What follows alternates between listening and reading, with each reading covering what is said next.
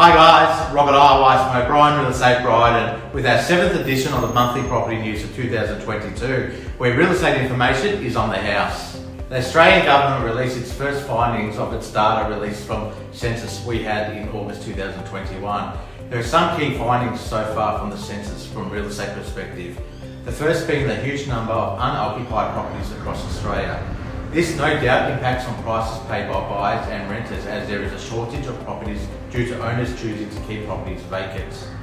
The second finding that relates to real estate is the increasing trend of single parent families and how this places pressure on housing, but also the cost of living having one income source.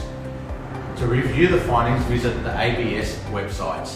CoreLogic released its June Home Value Index, and nationally prices for the dwellings were down 0.6%, with Sydney falling the most with a 1.6% drop and Melbourne a 1.1% drop.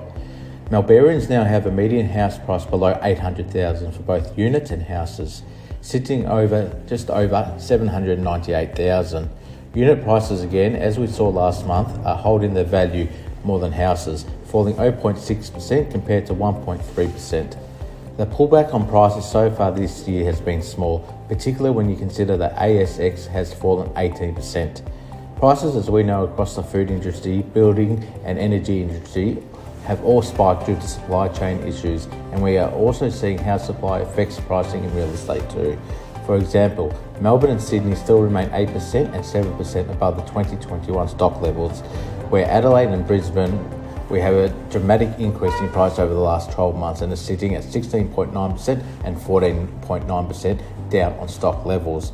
In regional Victoria, we saw our first stop back in price since before June 2020, with 0.1% decline for both combined dwellings, with places a median house price on Little just over $595,000. Looking at the rental market, rents nationally ended the financial year at 9.5%. Above the previous 12 months, we certainly do have a very tight rental market and rents in Melbourne. From a unit perspective, it's leading all capital cities with price growth at 10.9% increase in rents. Homes in Melbourne are quite different though, with only a 5.2% increase. We believe that lacklustre performance has been caused partly by Residential Tenancies Act changes introduced in March 2021. But we believe rents will now increase small due to rental providers now meeting the minimum standards criteria for rental property. That's all for the month. I'm Robert Eierweis. Remember, the information provided is on a general nature. You should always seek independent, legal and financial advice to your unique circumstances. Please remember to visit www.obre.com.au to find out all our latest listings. Look forward to seeing you at one of our opens this Saturday.